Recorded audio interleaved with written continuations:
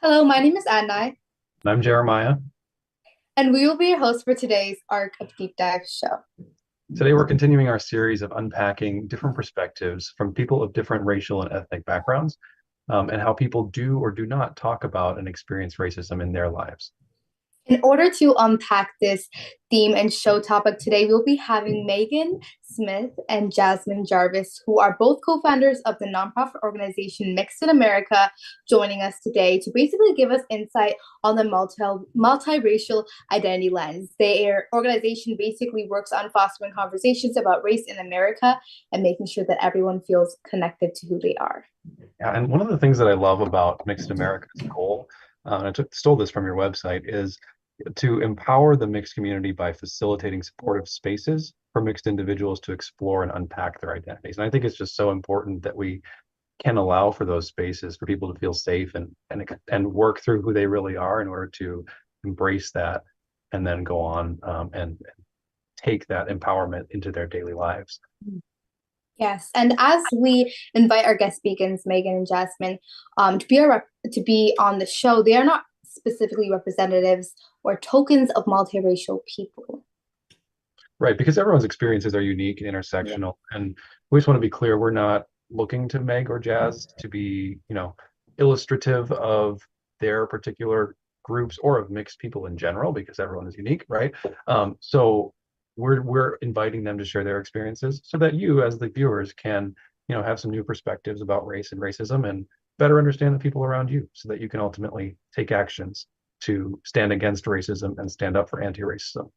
Yes. And as we bring the guest speakers on our show to share their experiences, we want to make sure, as an audience and as me and Jeremiah ourselves, to make sure to allow ourselves to listen to them with an open mind and an open heart. We're very excited to hear what they have to say today and the personal experiences that they'll share and all the things that they do with Mixed in America. But sometimes it can be difficult to share about your personal experiences and struggles, especially when it comes to a topic like racism. It's maybe difficult to speak and even hear about. So we want to make sure that we are we're opening our ears to listen and listening with an open mind and an open heart. Of course, and it probably goes without saying, but just to be clear, this is not a space where we'll be judging or placing any qualifications or judgments on anything that the speakers will be sharing. We just want to appreciate their truths and better ourselves in that process with the information that they're going to be so kind as to share with us. Yes, and taking this into account, let's dive into a little bit of an introduction into our show topic and unpacking the multiracial identity lens. Historically, there hasn't been a specific way or consistent way to define or document populations with multiple racial identities. Yeah, and I found it really interesting that in 2020, when the U.S. Census was taken, the once a decade census, they allowed self-reporting of race and discovered that 10.2% of the US is actually mixed race. And this indicated that, being mixed racial was and is the fastest growing demographic in the US when just a year before that census was taken in 2019, I didn't write it down. I think it was Pew Research estimated only 3.7% of the US was mixed. And so everyone was just kind of like, whoa, this is a lot more common than we had previously had data to understand. Um, and so that's a very impactful reason to be focusing on this experience of people who are mixed, as well as just to understand that historically, mixed people have also been, excluded or included incorrectly and mono-identified or misidentified racially or ethnically. In the first several U.S. censuses only had two categories, white or black, and the definition of black also varied so significantly. Yes, and an example that um, history kind of reminds me of is the one drop rule, right? So the one drop rule basically declared that anyone with even a one drop of black blood basically makes that person black. So, like you kind of talked about, the US Census only had two categories, which is white or black. And that one drop rule basically affected a lot of multiracial people at that point because if they even had one fourth, one eighth, or even a drop of black blood, they had to deal with the systematic racism that people of color had to deal with back then. And so I found that really, really interesting, right? So this dilemma was kind of happening where people were asking, like, who am I then? Like, what racial group do I even belong to? Even if I had a little bit of my ancestry black, um, and had to deal with the systematic racism that they had to deal with. So these definitions of ethnic and racial identity grow more exponentially and complex as we examine other identities as well, not only Black and white, but also expanding to Asian, Pacific Islander, Indigenous, Hispanic, and etc., and exploring the multiracial identity lens in general. Right. And so, of course, there's no perfect or comprehensive way to, encapsulate everything that it means to be multiracial, because each person's experiences are unique. And so, all that to say, we're very excited to welcome Megan and Jazz to join us and share their experiences. And so, without further ado, we're going to welcome them onto the stage or the screen here, and kick this conversation off. Welcome, Megan and Jazz. We're super excited to talk to you about what it means to be mixed. We want to hear your input, but first, I want to take a second for you both to introduce kind of who you are, just in general, tell us some background information about yourselves, and share briefly about your multiracial identities with us. Whoever would like to go first. Yeah, thank you so much for, first of all, that beautiful intro and setting of the space. It was really intentional and so important. You really highlighted some things that are really important for this conversation, especially that being mixed is not a monolith, just like being any identity isn't a monolith. I think that's really important in our discussion today. So I'm Jasmine Jarvis. I'm one of two co-founders of Mixed in America. I am mixed, Black, white, and Indigenous. And I'm so excited to be here and connect with this group. And I'm excited to dive into the conversation today. Yeah. Yeah, I also have to thank you for the intro. It was really amazing. And I love how much you're taking care of the space. That's something Jazz and I feel very strongly about when you're asking people to talk about race and identity, setting up a supportive space for that. So I feel supported and I thank you. Yes, Megan, pronouns she, her. I am the other half of Mixed in America. Let's see, how do I identify myself? I am a mixed race, mixed Black, mixed Indigenous, mixed Cuban, mixed Lebanese, mixed Irish person. And I'm constantly thinking about how I identify myself and how to identify myself. It changes. And I'm working on being fluid with that and embracing that and learning about the various parts of my identity as time goes on. How can I show up in my fullest self? It's something I'm constantly thinking about, even when someone asks me how I identify. Yeah. Thank you both for sharing that. I love the super intentional way that you both approach your introductions as well. I think that just really speaks to how tuned in you are with your identities and how important that is.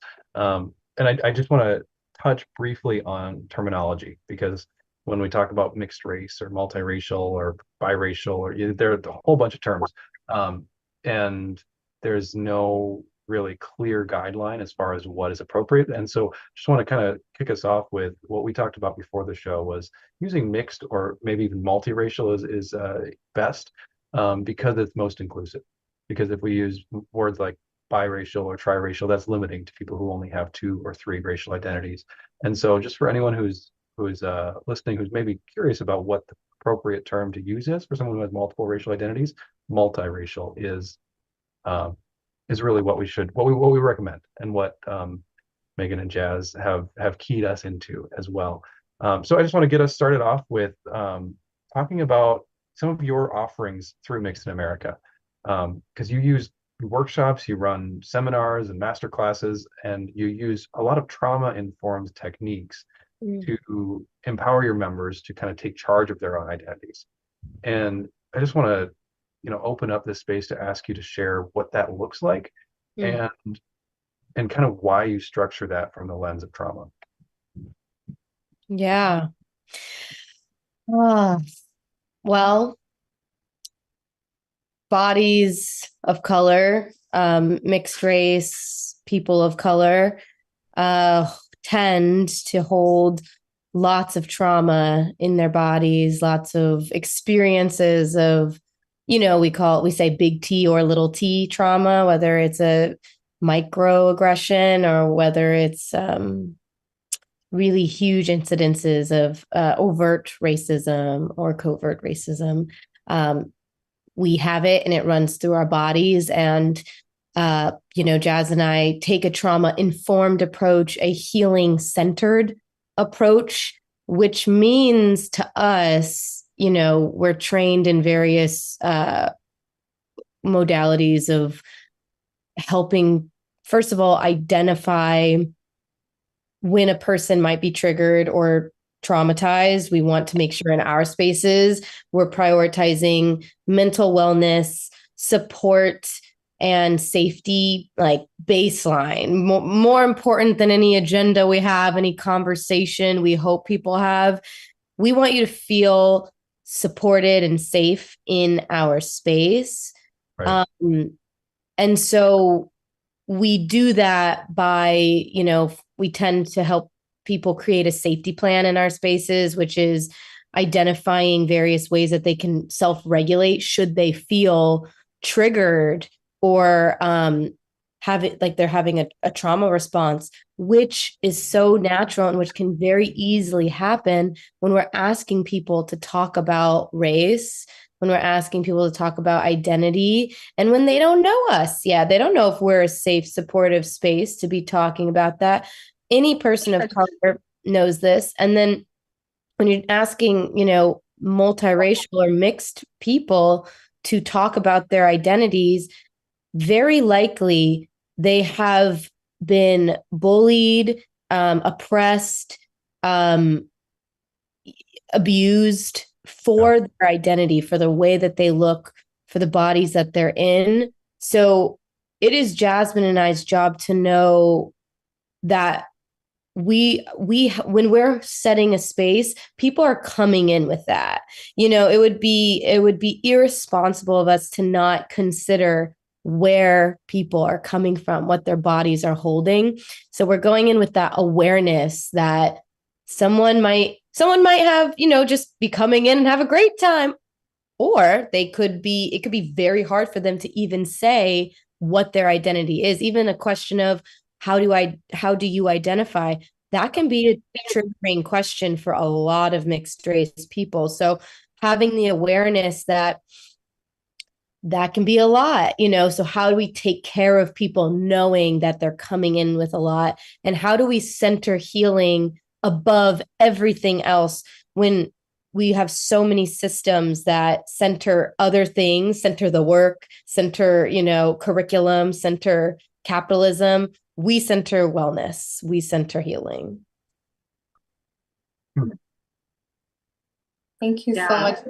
You go ahead, Jasmine. No, I was gonna say, that was so beautifully said. I really don't have much to add to that. But I think, what I do want to add is that I think the word trauma too sometimes is a very overly used and also charged. People think trauma has to be big, but if you actually look at the definition of trauma, the trauma is the physical response or your emotional, energetic response to a distressing or stressful situation. We have stresses every day. So looking at that definition of trauma, we're experiencing little traumas every day where our body is in distress, our body is stressed. And I think that's important to note because I think sometimes that will deter people from doing the work or being in our spaces because they're thinking, well, I haven't experienced anything big, but then once you really sit in there and start talking about it and you realize, whoa, I didn't realize how much this thing that I thought was so small, that was a microaggression, or that I gaslit myself out of, or that other people gaslit me about, how much it impacted my identity and the way that I move in the world. So yeah, I think our spaces is a place where we get to kind of talk about those things because it's also not necessarily, it's a topic.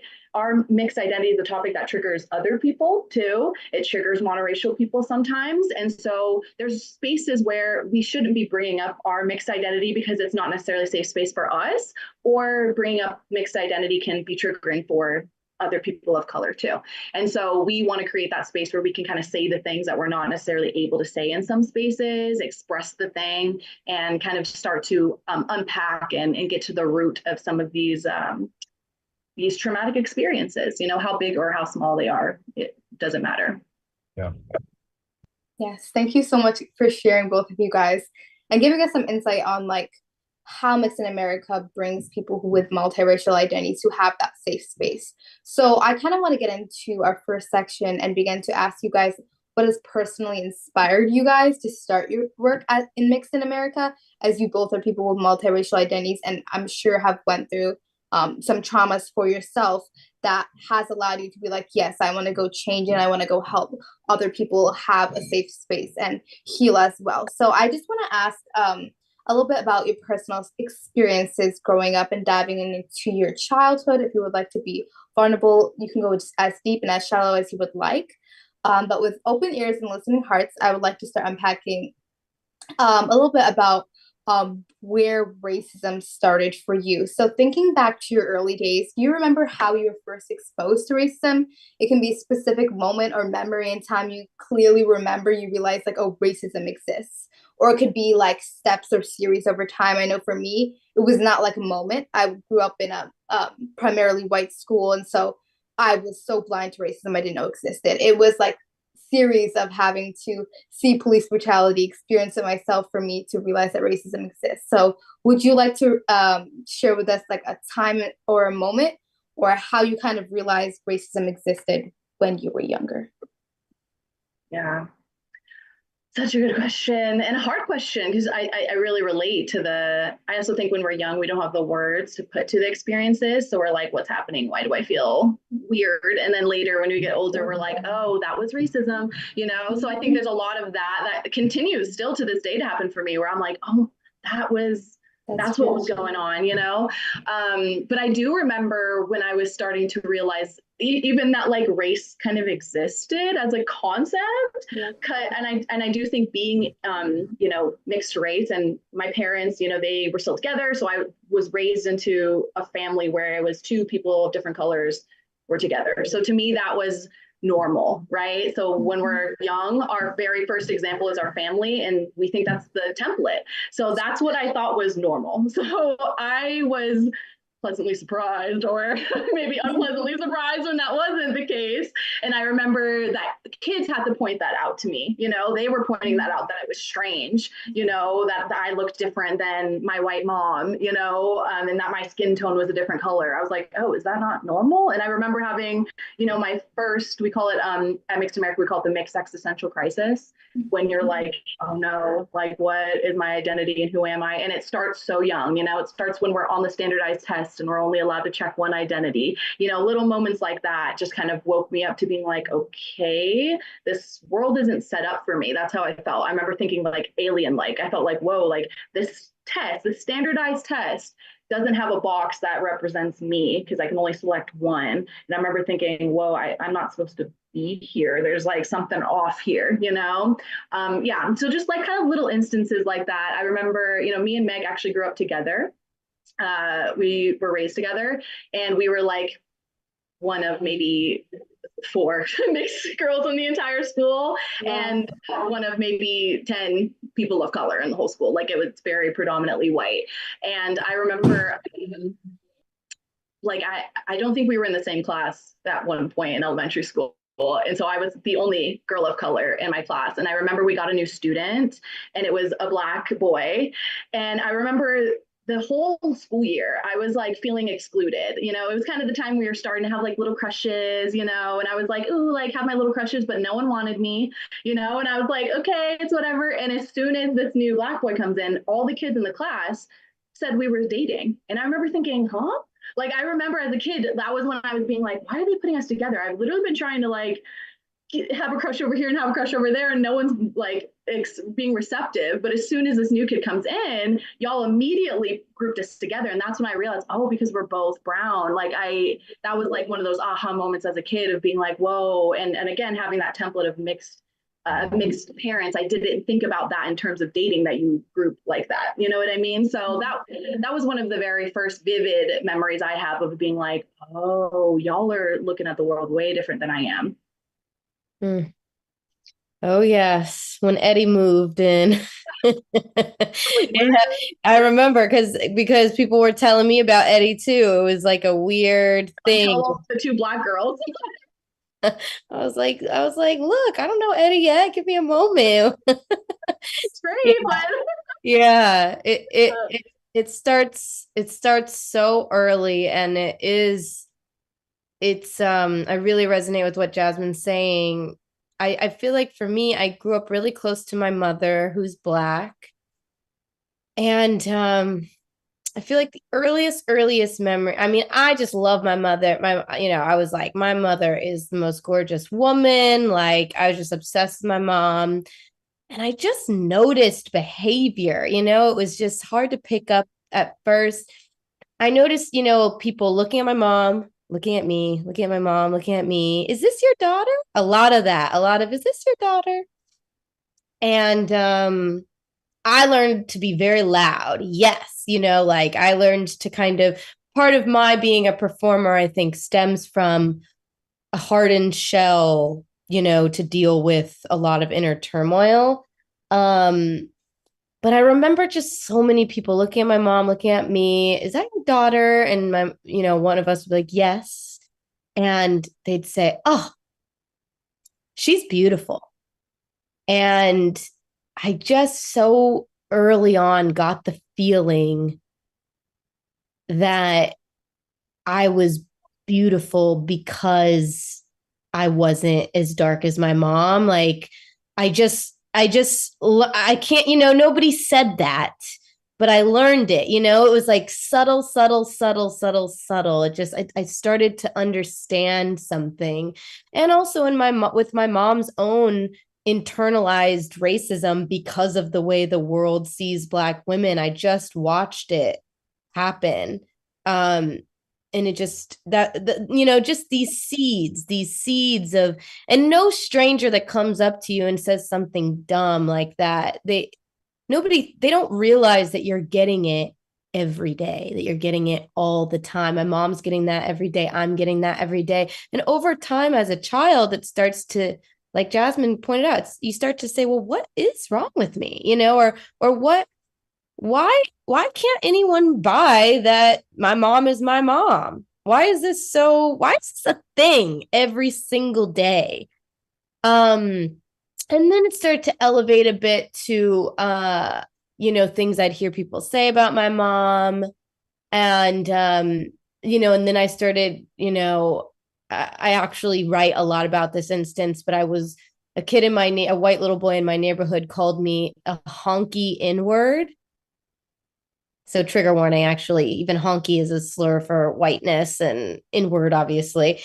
But they put it together. And so when he yelled this across, and I was like, oh my gosh, because I knew they were both slurs. And I ran home to my mom and I was like, Mom, so-and-so just called me this HN word. And my mom was like, she burst into laughter, which was an interesting response. But she started laughing. I mean, she was just cackling and she was in tears laughing. And she was like, I can't believe he couldn't even choose. He couldn't even choose what to call you. Like he had to hit you with both slurs.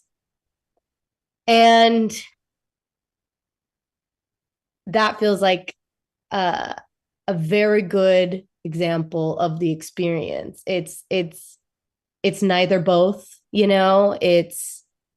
it's a facade. It can be the experience of being multiracial. It can be the facade of colorblindness, of the beauty of blending. We always do this fetishizing with mixed children. Oh, they're so beautiful, so beautiful.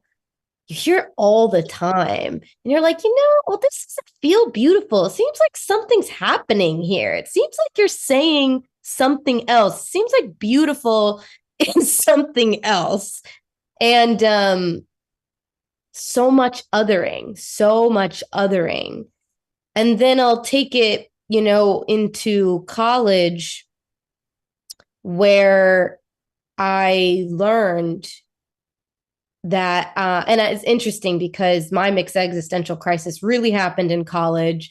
I'm in drama school as an actor, and, I'm doing a bunch of voice work, a ton of like freeing of the body and really powerful exercises. And I am freaking out in some of them because I start to learn as the only woman of color in my class. There's 9 women in my class, 25 total. I'm one of 9 and I'm the only woman of color, which is pathetic. I'm a light-skinned mixed Black girl. Somebody should be in there that looks, different than me and adds some more diversity.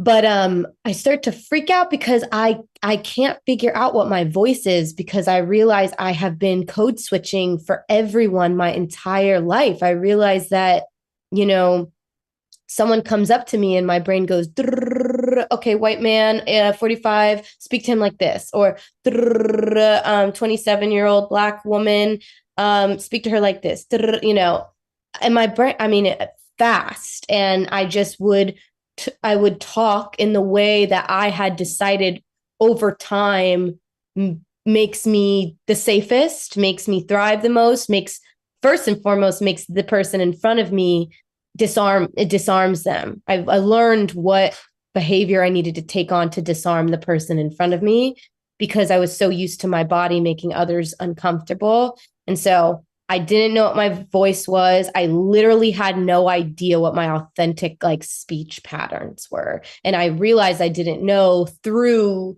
finding my natural voice to be an actor. And that was the beginning of a really, really, really important question. Yes, thank you both for sharing your personal experiences, because I know it can be different with the multiracial identity. That's really, it's not fun to listen to, but really interesting to hear how you both have to deal with that in terms of figuring out who you were. And I kind of want to ask you guys a follow-up question talking about your parents, because I know you both kind of talked about how your parents kind of responded to racism, in a sense, whether they kind of talked about it or not. So I kind of want to ask a little bit about that. So once you were exposed to racism, how did your parents with multiple identities approach sharing each other's different ethnicities, if at all? Were you educated about that, or did you feel like you needed to assimilate to one side or one racial identity over the other? Or how did that kind of work for both of you guys?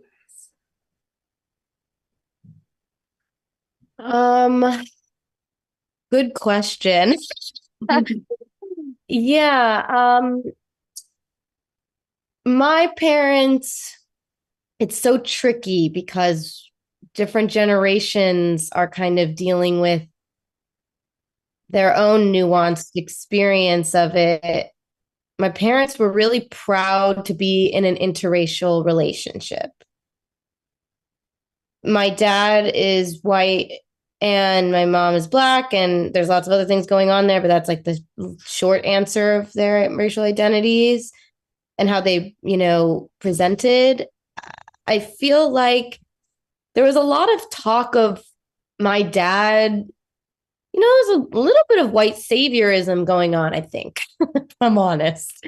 There's a lot of I remember a lot of attention going to my dad being brave enough to take on the racism that he got as a result of being with my mother, who's Black.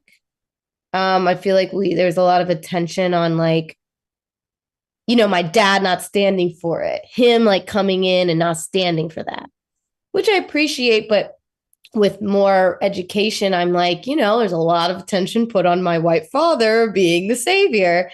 And as much as he did a lot of amazing things, I think we needed probably more room to hear about what was going on with my mom there. My mom really she hates being limited to her race. And I have seen internalized racism work on her and how she sees herself.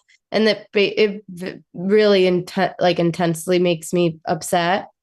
Because I think she's still on the journey of finding her pride. My mom just, she said I was beautiful a lot, but she didn't think she was beautiful. It's so much got focused on the looks, and I just didn't buy that. I appreciate that my mom, well, Black women, right? We have how we're seen as especially women with darker skin, seen as ugly and seen as all these things. I think my mom was constantly trying to fight against that. And I think my mom was relieved. I think she was relieved that I was lighter skinned and wasn't going to deal with what she dealt with. And that like broke my heart, basically. That like made me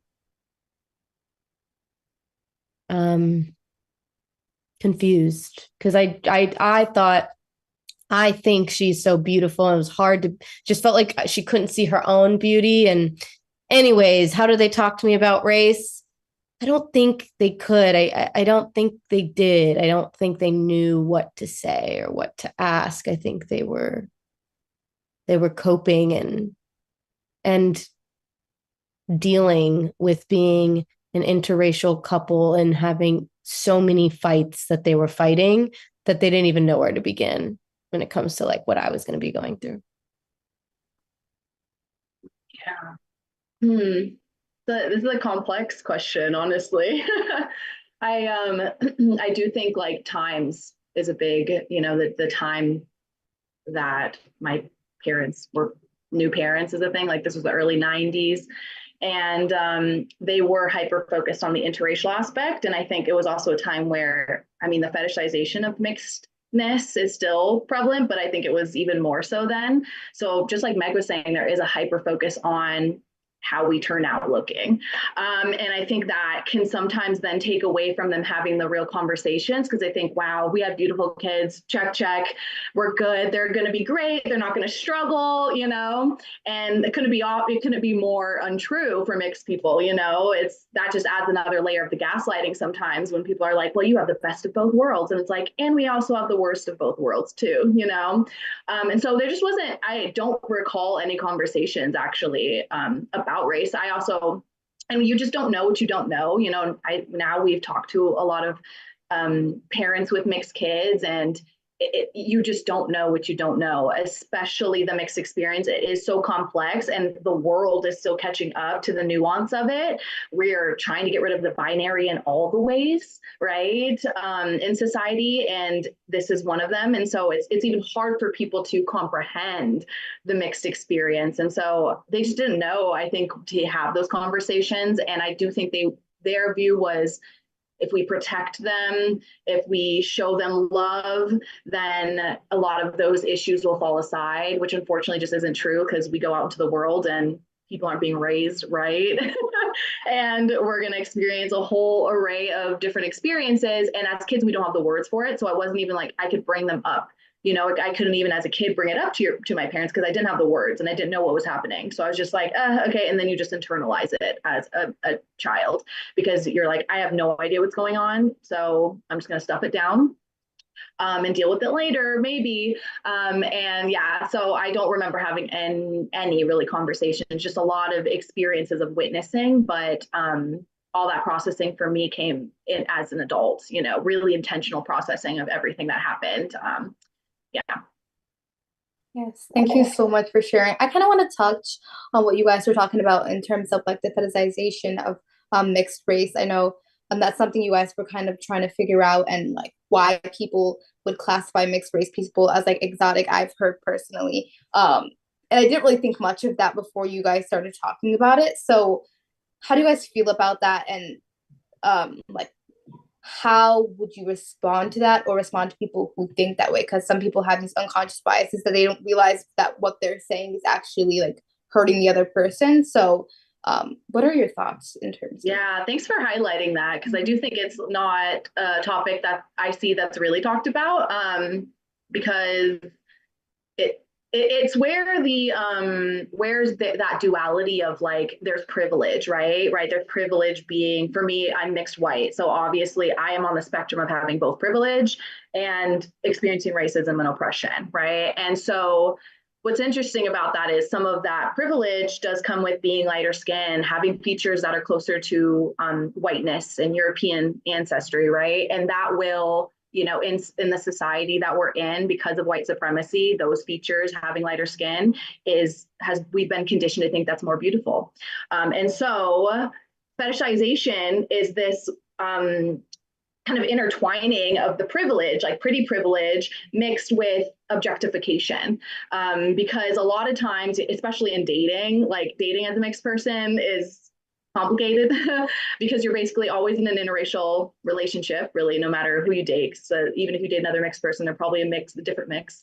And so there's a level of education that's going to have to happen. And I've experienced personally, I speak from my experience, I can feel the like objectification of like, oh, I have this exotic, person, instead of actually seeing who I am as a person, it's like, got the mixed person, got the ambiguous person, got the exotic person. And it's gross, it's icky, it doesn't feel good. So even being on that pedestal or like, by society, it doesn't feel good for the mixed person, And so that's what makes it really complicated because we have to address that it comes with privileges, right? And we have to unpack that. And we have to unpack that it doesn't feel good. Proximity to whiteness is also proximity to violence at times, So even though I got into a space because of my lighter skin, is that space really safe if I only got into it because I'm closer to whiteness? It's not safe for a person of color then, So it's a very like nuanced conversation. And yeah, I think we could probably have a whole talk just on that, truly. Yeah. That was really beautifully said. Yeah, it's so complicated. The privilege is such an important piece, and and yet it's not the only piece. And I think that's what's so difficult is there's a lack of seeing the real humanity, I think, behind the person. I think of fetishization. That's what I think about. There's like just an assumption, whether it's an assumption of like, someone having all the access or having all of the privilege or having all these things, and they may have that privilege and that access, but to Jasmine's point, what is it really about? And although there's a lot of privileging happening, it can be dangerous to be in these spaces, and it's not really seeing the person, which is why a lot of multiracial people have this enormous wound of being seen authentically. I mean, oh my God, we all in the mixed community, you'll hear this, being understood or being misunderstood, and a lack of belonging. And the narrative is that mixed people prove that, that we're living in a colorblind society. Mixed people prove, that we can blend with ease, but we're not talking about what's really happening because parents often don't know how to talk about it, which we just identified. And society is making assumptions. Society is not leaning in and saying, tell me about your experience. I see how you look. Okay. But what is it like in your body? And me as a stranger, let me have the awareness that I'm just one of many. I have my perception of you. They have their perception of you, and their perception of you is different. And that's what the mixed experience is. I am the dream to this guy, and this guy would never take me home. That's my lived experience. It's very jarring. That's just based off my race. To many, I'm the ideal, and I've got the good this and the good that. And to this person, I'm unacceptable. I'm a disaster. So it's not to say woe is me at all. That's just the experience. It's jarring, it's othering, it's fetishization. When I think of it, I just think of, it's the facade. It's like the fluff, but it's not what's really going on. I mean, there's a lot, it's complex what's really going on behind this body and what's held in this body. And I think nobody wants to be limited to how they look. And I think there's a weird thing. I think because mixed people make society so uncomfortable, people don't know what to say. So they just say like a compliment because they think like that kind of shuts everything up. Like I have some, okay, let me not out people. I have people in my life who, when an intense thing is said about race with me and my husband, you know, they'll say something like, well, you guys are just going to have the most beautiful babies. What? Race? Like, why are we talking about babies and looks? What you think pretty babies is about to fix what we were just talking about? No, but that is like the perfect example. People are like, "Oh, shut up! You got the good hair, you know. Shut up! You guys are gonna have such nice babies. Hush. This America's good. Black people and white people can be together. Asian people and Latina people can be together. We're good. We got it. We figured it out." And it's like that's the fetishization. That's the facade. It's not what's really going on. Yeah, the babies thing, that just like that triggered me. I was like, oh my, you know how many times like dating, like that is in first, like the first thing that is slid into my DMs or like that is said on a first date, like, I want, you know, we'd have such pretty babies or like babies with good hair. And I'm just like, so you're looking at me as something to breathe. Awesome. Love that for me. You know, that is like, oh, it triggers me so much because it just shows me like, okay, you're fetishizing me. Thanks for showing yourself real quick, you know? And I don't think I'm the most beautiful thing. I don't think I'm more beautiful than a woman with dark skin and curlier hair than mine. I don't think that. So I don't want to be put in a position to like perpetuate that behavior. So it's also mixed race, you know, is a large conversation about, you know, mixed women and how we're all trying to navigate fetishization and colorism and be on the right side of it to not perpetuate colorist mentalities. And you kind of have to be on it because you have to call out featureism, you have to call out colorism, and we should not just be telling little girls with lighter skin and looser curls and, you know, anything but brown eyes that, you know, they're beautiful. And it's like we've got a lot of work to do. It's like we have to stop centering these you know, Eurocentric features. We've just tons of work to do because that's what it is. And it's like a lot of us know that, but we're put in these positions to constantly have to buck up against it. And you have to because it's disproportionately scarring our, you know, in my lens, darker skinned women with non-European features. And so we've got to buck up against it. Yes, thank you guys for sharing that. Yeah, it's all this like Eurocentric standards that people are comparing us to, and it's just understanding that we have to create our own beauty standards. So thank you guys for sharing that. Like, yeah, I really wanted insight on that because I've always heard these sayings being said, but never really, I knew it was wrong, but I never understood what like the history and how it really felt to deal with those kind of experiences. So thank you guys so much for sharing with us. Now we're going to transition to Jeremiah, and he's going to lead you guys into our next section. So thank you guys so much for giving us insight on your childhood and being so vulnerable with us. So thank you. Yes, thank you. I've just been sitting in the background, and snapping, but my mic has been off, so no, you didn't hear any of that. But thank you so much for sharing it. I've already gleaned so much, and I want to transition into kind of where you were going already, Megan, is how where we can go from here, because obviously, you know, we live in a racist society. We're only racist or anti-racist.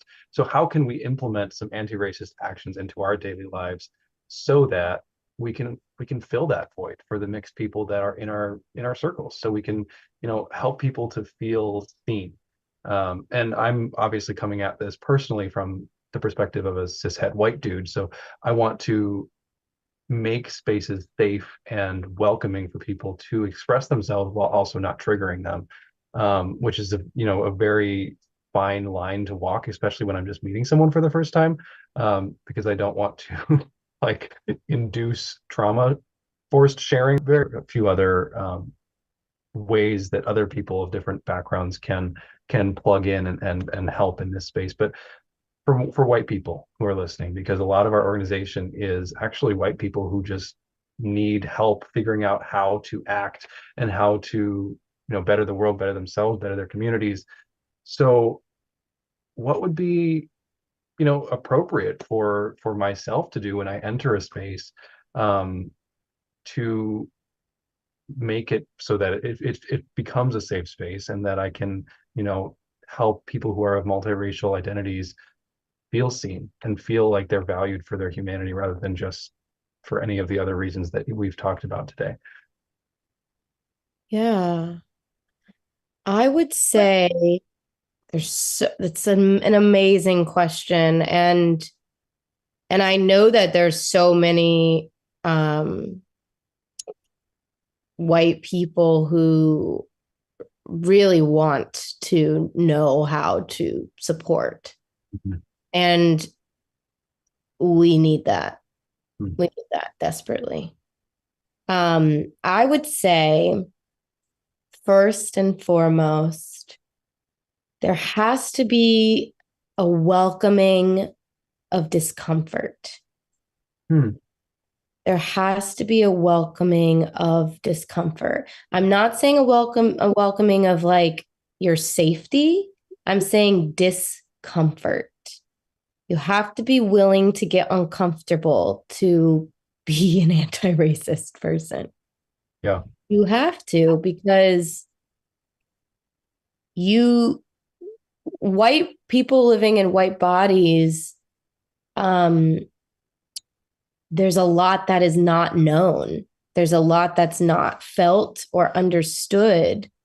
And that in and of itself isn't the problem. But one has to welcome that there's a lot to learn, and that with learning comes growing pains, with self-awareness and willingness to see oneself and to see one's position in a system of oppression. We have to welcome discomfort, because people of color are experiencing so much discomfort and unrest and abuse. So we have to say, if I really am a person who believes in equity, and if I really want to not perpetuate racism and be part of the solution and equity of this world, of this country, I have to welcome discomfort. I have to be willing to take an honest look at myself, an honest look at my body, the story my body tells, And again, this isn't, shame on you. None of us picked this body. None of us picked this body. So we don't have a say over the body. We have a say over how we contribute to the system. That's what we have a say over. So that's like the big choice. Do I ignore? Do I just, reap and enjoy the benefits of my body? Do I overly perform so that nobody waves a finger at me, which you also don't want to do that. It's like you really got to kind of almost get quiet, be ready to get uncomfortable, have some self-awareness, open yourself up to the fact that there's so much you don't know, and that's okay. And then listen to learn. Don't listen to respond. Listen to learn. And, there are a lot of resources, there really are. Like, if I was going to, I'm going to learn how to start crocheting soon. I'm really excited about this.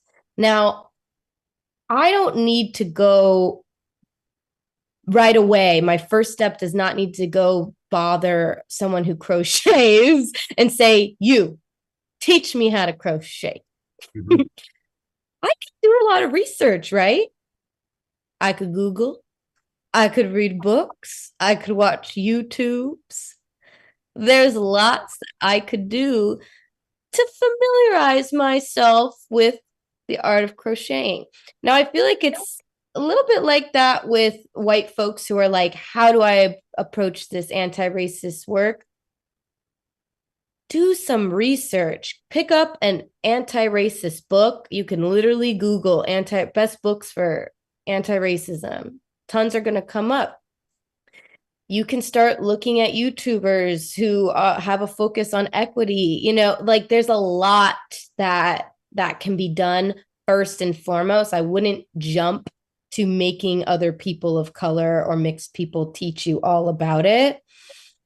But certainly when you're in a situation where someone is of that experience is in front of you, just take a breath and listen. If they speak, listen to learn, listen to learn. And sometimes that's where you're at, sometimes that is honestly, that's plenty. I wish everyone would open themselves up to discomfort. Think about what your body says and what place your body is in the system, and learn, listen. Stop worrying about being wrong or right. It's really not that. It's really learn. Take in the human person with a whole experience in front of you. And that includes me. Do I need to yap to the dark skin indigenous woman in front of me and tell her all about my mixed race problems right away? No, I kind of want to listen. I kind of want to hear what's going on with her. If it feels correct, maybe we can go do some back and forth, but I want to listen. I want to understand her. So I'll leave it at that. I want to hear what Jasmine has to say. I mean, beautiful. I was going to say something similar, actually. I think, there is a lot of performative allyship, and you can feel, I'll speak for myself. I can feel in my body when that's what's happening, and it feels gross. Like when you are doing allyship work from a place of shame and guilt, you can feel it. You can feel that in a person, right? The most impactful moments I've had with white people where it's been healing, they've been embodied. They've been sitting in their body, receiving what I'm saying and listening, like Meg said, deeply listening, instead of trying to be like, oh my God, I really want to get it right. What should I say? What should I say? Because to me, it feels like you are looking to me to ease your shame and guilt by saying, yes, you got it right, And so it ends up feeling like more work for me, because I'm like, okay, you want me to like pat you on the back and say you did good, so that way you don't feel guilty and shameful. This actually isn't about me, And I can feel when, I just immediately am not having those conversations with people when I feel that. But when I feel, I'm like, oh, you're really listening. You really want to understand. You're not worried about messing up even. The humility is different than shame and guilt. They have humility where they're okay messing up, but they have confidence and empowerment in their own being enough to be like, okay, I made a mistake. How can I get it right? Instead of like spiraling with the shame and guilt of like, make me feel better, And so that ends up being a lot more work then for the person of color, because you're kind of managing their emotions, really, where I can't even drop into, maybe I want to cry as I'm sharing my, thing that I've experienced, but I can't because you're freaking out energetically because you feel really shameful and guilty about being white. So that I would recommend. I think that's like maybe not, it's not like a actionable that I see very often, but like working on your own shame and guilt of being white helps you hold safer space for people of color, because then we don't have to worry about making you feel better in that space. So that would be my tip. Oh my gosh, thank you so much. I needed to hear that, because as a white person, I often find myself in that sort of same headspace like you shared. And it's a great, level set for me just to, I often envision anti-racism as a formula, and I have to do everything perfectly to create the perfect spaces and do all the right things and just, deconstruct all the systems. But it's not, you're right. It's a lifestyle, it's an approach, and it's just an openness. So thank you. I really appreciate that personally, and I'm sure that others who are viewing this are feeling the same. And we're coming close to the end here, so I want to just kick it off with one more kind of broad level solution question, and then we'll jump into do a plug for your organization as well. But for people who maybe are also not mixed, but are, have some form of racialized identity. So if they're monoracial in a mixed household, or if they are simply, have an ethnicity or one ethnicity or racial identity and are around people who have others and different multiple identities. Um, how can how can you how do you recommend people approach um, those conversations as well? Is it kind of just from the same space of just accepting that you're going to make mistakes and being open, or is there a way that, and this is me asking with a lot of ignorance as a white body person, is there a way that people who have a racialized identity can show up for mixed race people, um, that is going to be, enabling more of a productive space, if that makes sense? Yeah, no, great question. I mean, I think, yeah, the some of the things we said, I think, go for every conversation, right? All just communication with another human, and being able to hold space for other people. Yeah, that one's different too, because a lot of times when we are, speak for me, when I'm in Black spaces, especially early before I really did a lot of this mixed identity work, it was constantly like, can I be here? Please, like, I need Black community. I want to be, accepted. So I guess I share that as like, that's what's going on for a lot of mixed people when they're in their communities of color. They're really hoping that they're being claimed, right? A big wound for us is not being claimed, not being accepted, or only being accepted when it like fits, the vibe at a given moment. So just knowing that that's kind of where we're coming from. And I think even just having that awareness when I've, met people of color who have that awareness, even slightly, of what a mixed person is experiencing, it already opens a window of a different type of conversation we can have. And just like Meg was saying, where we're taking turns holding the mic, where I can hold space and listen to your struggle that's going to be different, than my struggle. And then I can share my struggle, and we can both empathize and both be allies for one another's struggles. Because, we're not, Mixed America, we really talk about not wanting to participate in the struggle Olympics that sometimes happens in society, where it's like, my struggle is worse than yours, but trauma is so subjective. You have no idea what it feels like for that person versus that person. We only know what we're experiencing in our own body. So really avoiding comparing struggles and just listening and taking turns passing the mic, and having empathy for one another. Yeah. Yeah, comparing struggles is a losing game. It is the worst way to connect. And it's also the worst way to respond. You don't expect to get deeper connection by, telling someone how you've got it worse than they do. Oof, it never works. Never works. Doesn't make anybody feel good. I think someone who really wants to connect to a mixed person in their family or a friend or a partner, you have to be committed to curiosity, I think. You have to ask questions, and listen to the answers. Not leading questions, but what was that like for you? Or, for example, oh, I saw that stranger came up and said, "What are you?" Just like randomly crossed the street to come ask you about your identity. Does that happen to you a lot? Well, yes, it does. Really? Wow. What is that like for you? If you see something, call that out or call that in, I see this happening to you a lot. What is that like for you? Does that upset you?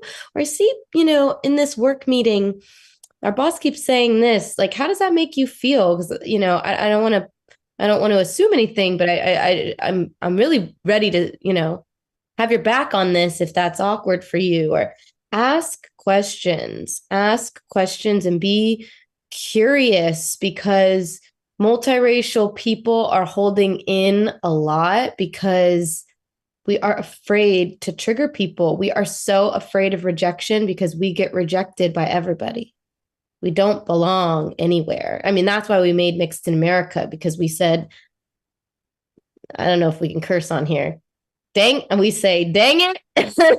we need a place where we can talk about mixed multiracial things and it can be prioritized without it feeling like we're comparing our struggles to someone else, because we don't want to do that. And a multiracial hardship is not the biggest hardship or the smallest hardship. It's just one of many. But mixed multiracial people need a place to be able to talk about that unique challenge. So ask and listen to what's being said and inquire, get curious about how you can be supportive. I think that is what's needed. Listen to understand, and don't isolate mixed people. Don't other them. We feel othered every day, every single day, several times a day. Don't other. If you can include mixed people, please include. If you're a monoracial person and you've got a friend, if you're, Afro-Latina and your friend is mixed, I don't know, white and Afro-Latina, don't exclude that person because they're mixed. Say, oh my gosh, I didn't know. I'm so glad I know this. You need to come over to my auntie's houses. We always do XYZ. Like, embrace, invite, welcome, support belonging. That will really help our community. Yeah, just to add to that, because that's exactly what, this divisive white supremacist system wants to happen, right? They want us to be divided even among our own groups, even among these minority groups, so we can't let that continue. We can't continue that within our own spaces, and yeah, we're stronger together when we're all together, right? When we're working together. So, yeah. 100%. Wow. Thank you both for sharing that. And for everyone who's watching, if you resonated with any of this, if this feels like it's if Megan and Jazz's powerful messages are resonating well with you, I want to do a quick plug here because you've got an event coming up on Sunday. You're hosting a virtual mixed healing circle for people of mixed races to connect, unpack, and heal. So if anyone who's watching this, if you want to plug in with them and get more of the amazing nuggets that they're going to drop on that call on Sunday, we're going to have a code. It's going to pop up on the screen here. You can scan that if you're watching from your phone, screenshot it, and do some way of scanning that. You can also go to their website, mixedinamerica.org, right? Or is it com? Yeah. Mixedinamerica.org. Okay. And then, so we are just over time, so I want to wrap us up quickly here. So thank you once again, Megan and Jasmine. This has been fantastic. We're so grateful to have you on the show. I know personally I've taken a lot away from this conversation, and I'm sure that everyone on the viewing end has taken something that unique away as well. Everyone who's watching, make sure to join us again. We're going to have another show in about a month where we're going to be sharing another unique perspective about race from another group of people who have different lived and unique experiences. And just stay tuned to our social medias and our website where we'll be posting the details of that as we are solidifying them. So thank you all. We are so excited to see you for the next show. And Megan and Jasmine, thank you again for joining us. We're so grateful to have been able to share your insights with the Anti-Racism Commitment Coalition. Thank you. Thank you so much. This has been great. Yes. Thank you. Thank you.